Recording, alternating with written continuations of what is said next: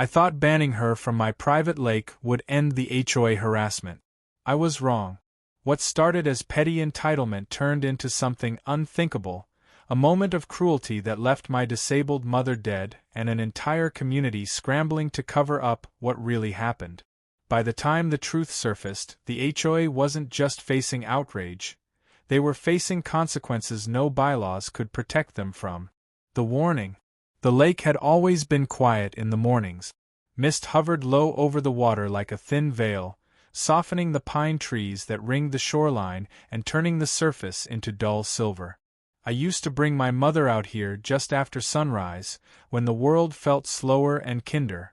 Her wheelchair tracks still marked the packed dirt path leading to the small wooden dock, a detail I noticed every time, even weeks later, like the land itself refused to forget her. This lake was private, legally, clearly, indisputably mine. It came with the cabin and the surrounding acreage I'd inherited from my father, along with a stack of documents thick enough to make any lawyer smile. The HOA, however, had never cared much for documents when entitlement suited them better. Especially Karen. She moved into the development 3 years ago and immediately decided the lake should be shared. Shared with her friends. Shared with her guests. Shared with anyone she deemed worthy. When polite requests didn't work, she escalated to complaint. When complaints didn't work, she leaned on the HOA board. And when that failed too, her tone changed, from demanding to threatening, wrapped in the sugary language of community standards. My mother hated conflict. After her accident, stress took a visible toll on her. Her hands shook, her breathing tightened, her voice went thin. Still, she loved the lake. She said it made her feel like she could move again, like the water carried the weight she couldn't. That's why I finally said no. I sent the notice myself. Calm. Professional. Firm. No one from the HOA, including Karen, was permitted on my property or to access the lake. Any further trespassing would be documented. The response was immediate and ugly. Karen showed up at the gate the very next afternoon, phone raised, recording. She shouted about discrimination, about excluding families, about how the HOA would deal with this. My mother watched from the porch, worry etched deep into her face. "I don't like her," she said quietly. "I won't let her bother you," I promised. I meant it. For a few weeks things went quiet. Too quiet. No emails. No surprise visits. No anonymous notes taped to the fence. The HOA board sent a stiff message saying the matter was under review. I assumed, foolishly, that they had finally accepted reality. The day it happened, I wasn't home. I'd gone into town to pick up supplies. Less than an hour, maybe 40 minutes. When I came back, the gate was ajar. My first thought was that my mother had gone down to the dock without me. She did that sometimes when she felt strong enough, insisting she didn't need help. I called her name once. Then again, louder. No answer. The lake was still calm, but something felt wrong. The birds were silent. The air felt heavy, like it does before a storm. I saw her wheelchair near the dock, angled oddly, one wheel half off the plank. Time fractured. I remember dropping the bags. I remember running. I remember screaming her name until my throat burned. What I remember most clearly is Karen's voice, sharp, defensive, coming from somewhere behind me. "She shouldn't have been so close to the water," she said. I told her to move. The authorities later described it as an accident, a misunderstanding, a tragic chain of events. They didn't see the text messages she'd sent the HOA board that morning. They didn't hear the threats she'd made about teaching us a lesson. They didn't understand how quickly a situation can turn deadly when cruelty wears the mask of righteousness. But I did. And as I stood there, soaked and shaking, holding my mother while sirens echoed through the trees, I realized something else too. This wasn't just about one woman anymore. This was about everything the HOA thought they could get away with, and how far they were willing to go when someone finally told them no. The investigation. The investigation moved fast on paper and painfully slow everywhere else. Sheriff's deputies cordoned off the dock with yellow tape that fluttered uselessly in the breeze. They asked careful questions in careful voices, the kind reserved for tragedies that might become liabilities. I answered everything I could, hands numb, clothes still damp, my mother's name lodged in my throat like broken glass. Karen stood off to the side, wrapped in a blanket someone had handed her. She cried loudly, dramatically, drawing attention like a magnet. Every few minutes she glanced at me, eyes sharp beneath the performance. Not remorse. Calculation. She slipped, Karen kept repeating. I tried to help her. I told her to back up.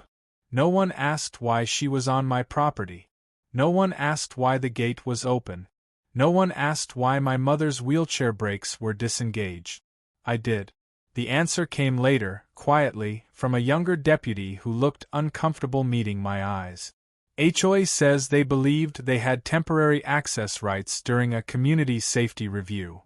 A lie. A blatant one. There was no review. No emergency. No authority. I had emails, letters, certified notices proving it. But in that moment, logic felt small compared to the weight pressing on my chest. They ruled it an accident before sunset. By nightfall, Karen was home. I wasn't. I sat in my truck overlooking the lake, headlights off, watching reflections ripple where my mother used to sit and feed the fish. Every sound felt amplified, the water lapping against the dock, insects buzzing, distant laughter drifting from the development. Life continuing as if nothing had happened. My phone buzzed. HOA group email. We extend our deepest sympathies to all involved in today's unfortunate incident. As a reminder, the HOA will be temporarily reassessing access protocols to ensure community harmony going forward. Community harmony. I nearly threw the phone into the lake. The next morning, the signs appeared. HOA Temporary Access Point. Community Waterfront. They were posted along my fence line, cheap plastic stakes driven into soil that had been mine for decades. My gate, had a new lock on it. Not mine. I confronted the HOA board that afternoon. They met in the clubhouse, air-conditioned, coffee brewing, smiling like this was just another Tuesday. Karen sat at the far end of the table, eyes red, lips pressed into something that tried to resemble grief. You have no authority here, I said, laying my documents on the table. Deed. Surveys. County filings. Remove the signs. Remove the lock. The board president didn't even pick them up. We believe it's in everyone's best interest to avoid further incidents, he said. Emotions are high. You trespassed, I said. You harassed a disabled woman. And now she's dead. Karen inhaled sharply. That's a disgusting accusation. You were warned, I said, pointing at her. In writing. Multiple times. She stood up then, face twisting. Your mother was confused. She shouldn't have been near the water alone. You're trying to blame me because you failed to take care of her. That was when I realized the truth. They weren't afraid. They were emboldened. Because nothing had happened to them. I left before I did something irreversible. Instead I made calls. Not to the HOA. Not to the sheriff. To attorneys. To the county land office.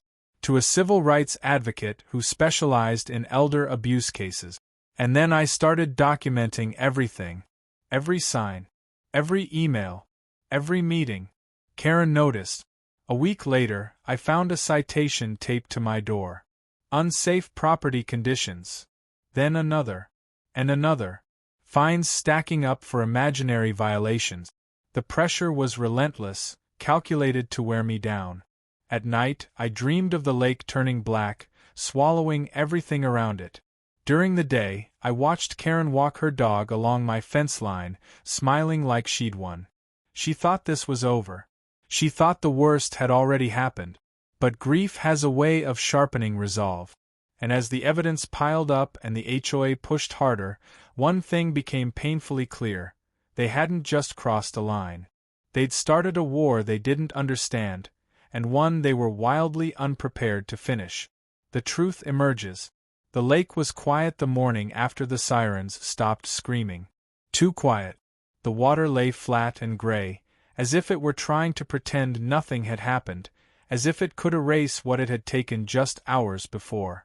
Yellow tape stretched between the trees, fluttering slightly in the breeze, and a pair of deputies stood guard near the dock I'd built with my own hands years ago.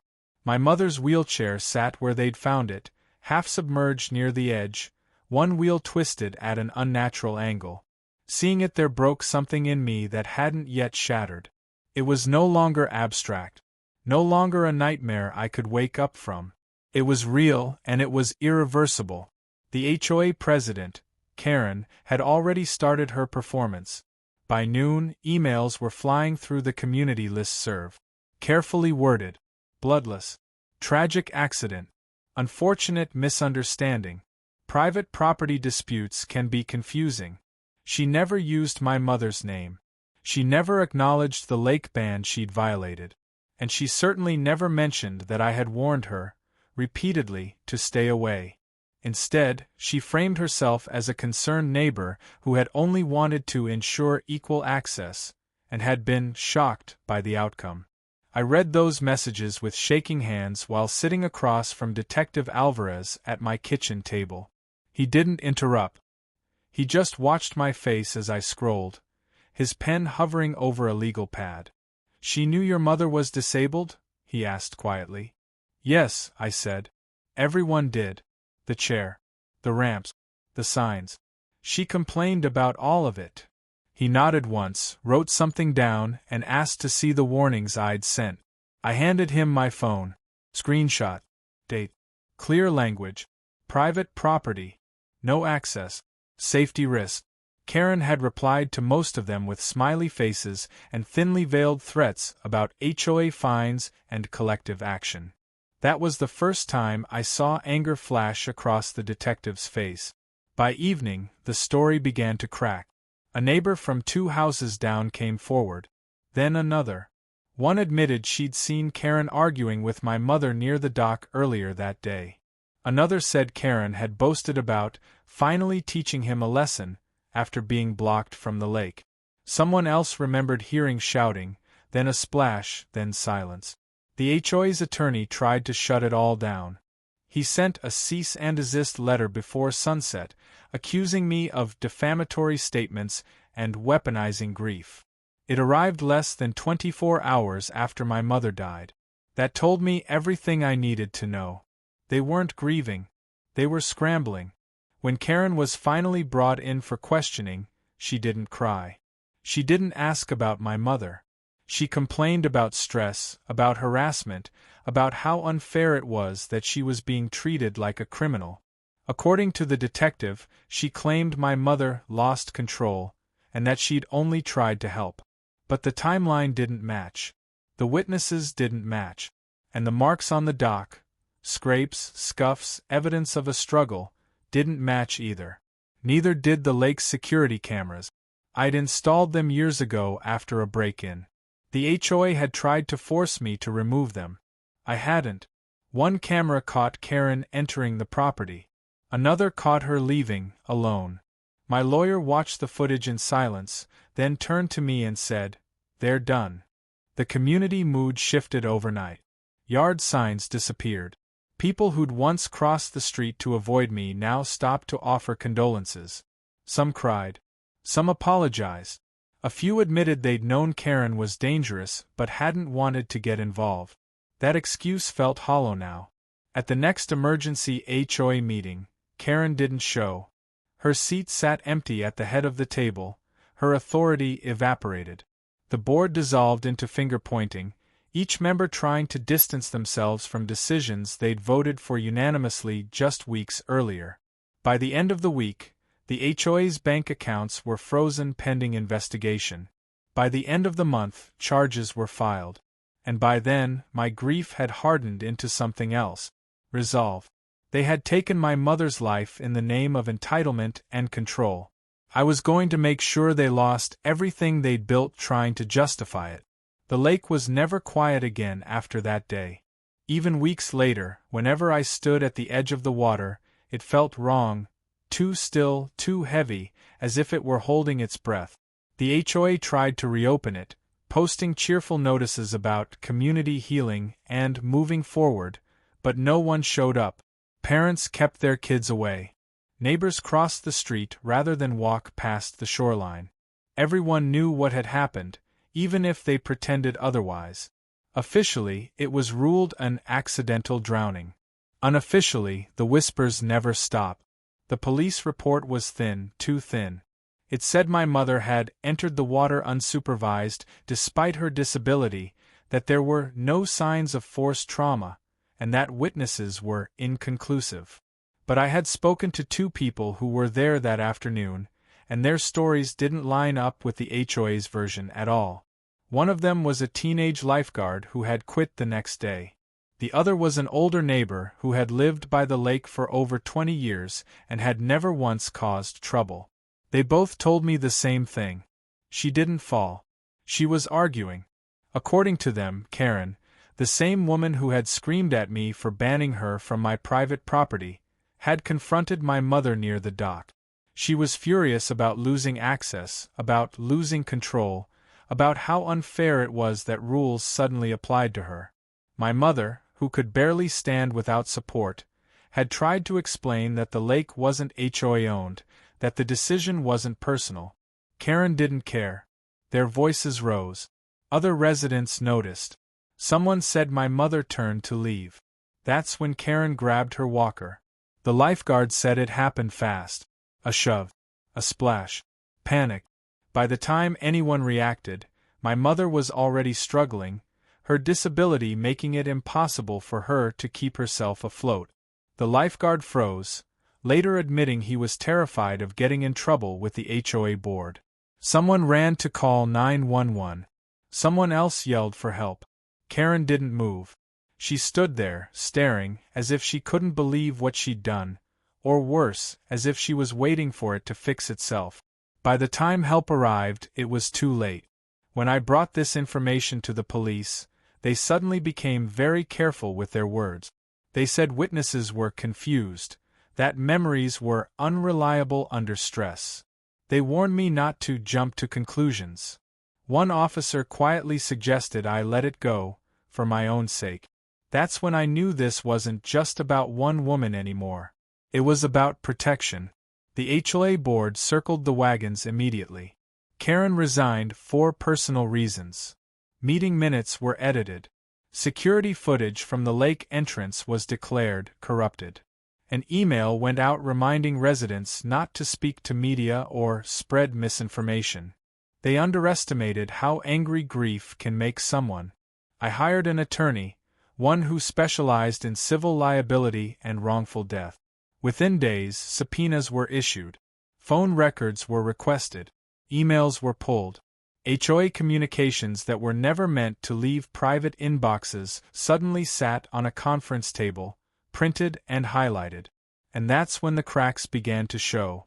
There were messages discussing liability exposure, before my mother's body had even been recovered. Conversations about how banning me from meetings might control the narrative. One email, sent by Karen just hours after the incident, stood out above all the rest. She shouldn't have been there. This never would have happened if he hadn't pushed us. Pushed us. Not an apology. Not shock. Just blame. When that email was entered into evidence, the room went silent. The HOA's lawyers asked for delays. Karen hired her own defense. The board released a statement expressing deep sympathy, while denying any wrongdoing. But it was too late. Word spread fast. Local news picked it up.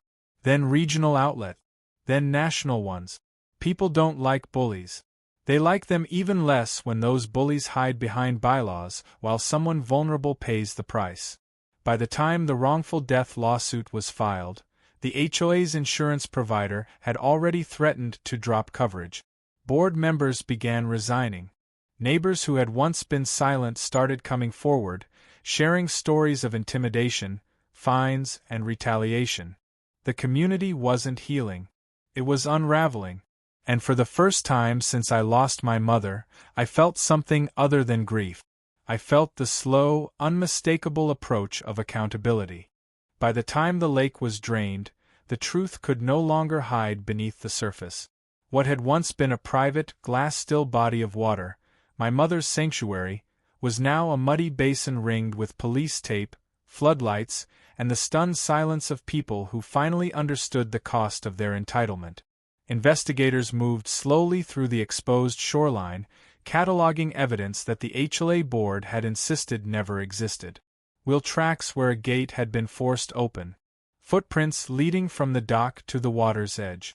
Witness statements that contradicted the carefully rehearsed version of events the HOA had circulated within hours of my mother's death. They had called it an accident. They had said she wandered too close to the water. They had said no one was there. But lies collapse when pressure is applied, and this time, there was nowhere left for them to run.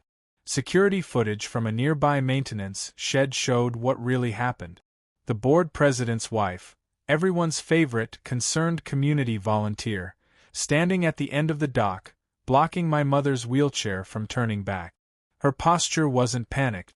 It wasn't confused. It was rigid, deliberate, angry. You could see her shouting even without sound.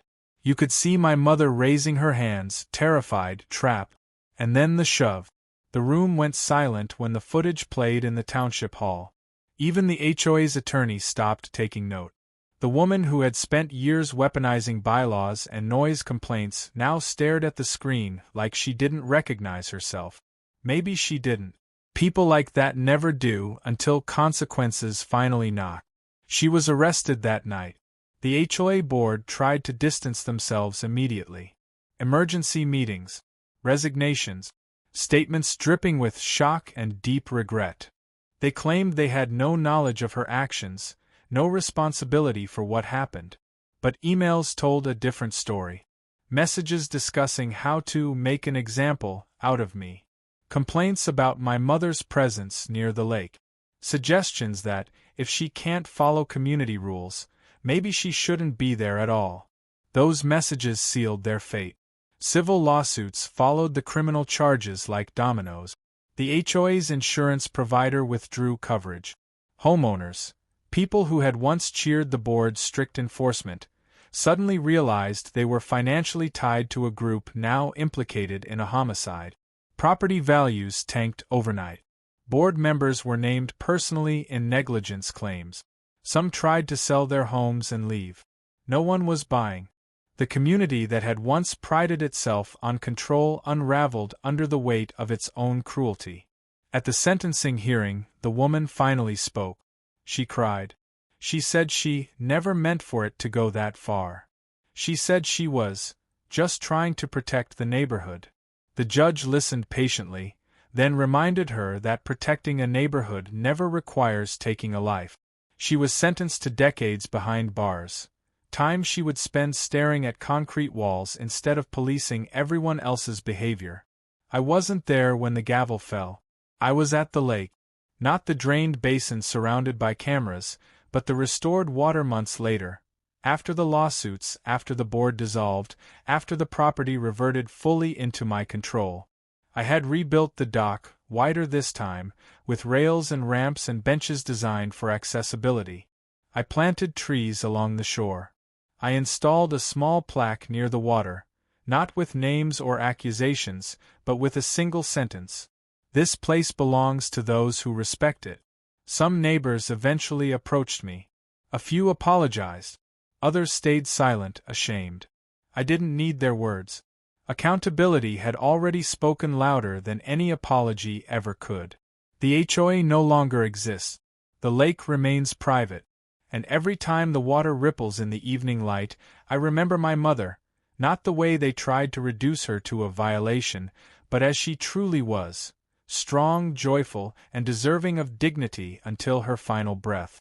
They tried to take control. Instead, they lost everything.